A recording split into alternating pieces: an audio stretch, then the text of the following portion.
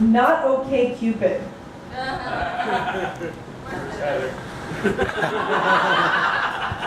I've never hit a woman, he tells me, unless she asked for it. Pause. I mean, literally, like in bed. Like if she said, I get it, I say. I'm talking too much. Yeah, I say.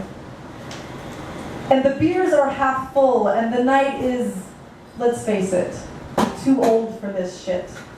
And 2 nights ago, he had his hand on my heart, fingers fanned wide, asking if I preferred the word tits or breasts. And because he was drunk and high on coke, he began rambling to me about what it means to make love to a woman, his hand firm and still, like he was pledging allegiance to my tits or my breasts or all his past lovers. And because I was sober and untouched for months in the first winter after the end of love, I let him keep his hand over my chest like I was a fire and I had someone to keep warm.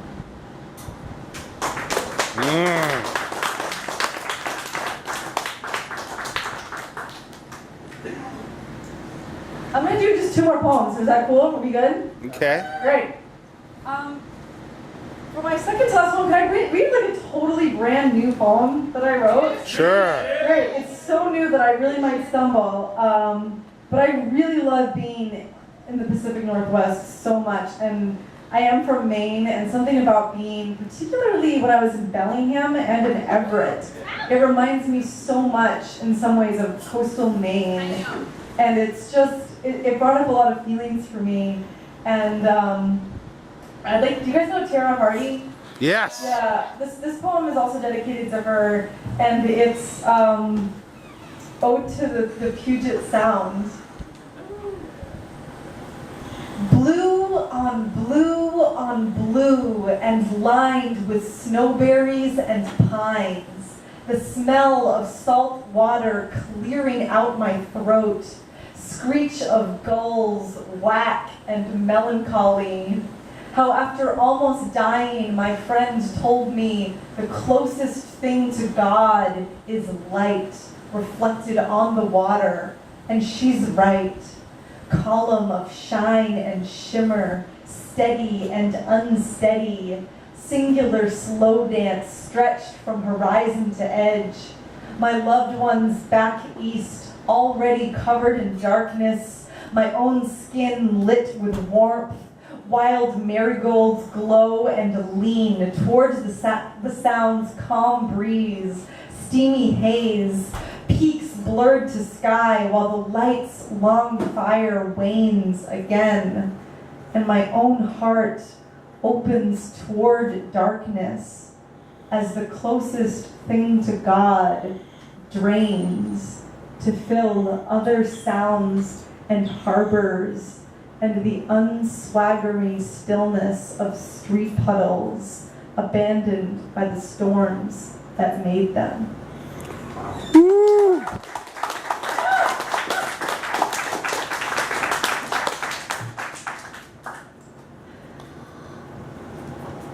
Oh, I just want to say thank you so much for having me, and please come. I did come from a long ways, and so come, please say hello to me, and I don't know, just tell me something fun about yourself or something about Everett, because I'm so curious about this place. I want to move here.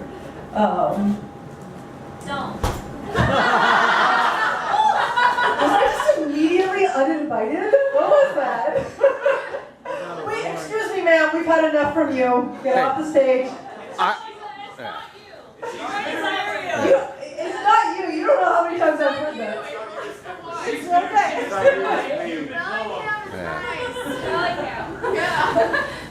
Okay, I'll just like roam around the whole Pacific Northwest. That's what's gonna happen. Do it.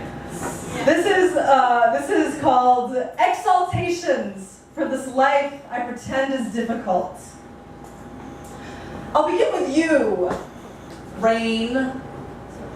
Praise you for quenching the earth, despite our parades and our weddings. And you, dead cell phone, for your stubborn silence in this age of glorified babble. Praise the city that sleeps, trains screeching to a halt midnight, screaming, "You do not live in New York. Therefore, you'll be forced to walk from Cambridge to Jamaica Plain tonight. You'll be forced to stand on the Harvard Bridge over the Charles drunk with your best friend and watch the iridescent moon compete with the garish Sitco sign and win. Praise the hair in my drain, reminding me I do not live alone. And the yowling screeches of our deaf cat, who bleats like a goat with Tourette's. Proof that she is living and making a nuisance. We are all such nuisances to each other sometimes, and it is lovely to have people and cats to complain about. Praise the parts of us we shed, dead skin cells, fingernails, the schoolyard nickname that never fit. And praise the parts that remain, our muscles clinging to our bones, our wingless ankles, our relentless messenger hearts always racing towards something. Like one person might be the finish line, like the myth of the first marathon runner, Phidippides, who reached Athens panting and heaving and cried, "We have won!" Then collapsed to the ground and died. I have loved like that, and I have lived.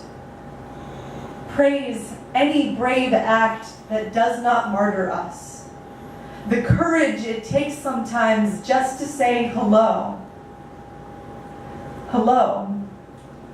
My first time at a nice restaurant was junior prom. When the waiter brought the basket of warm rolls, my twin sister raved. She gasped at the glassware, exclaimed over each fancy fork, and everyone chuckled while I folded my napkin in silence. I am not sure what part of the world taught me and not her that it is shameful to be amazed by everything. May I never be so rich I forget the grass. May I never be so loud I forget to listen to each brave breath, stitching the world like threads sewn by beginners' hands. Praise the imperfect hem, the strength of the tiniest knot.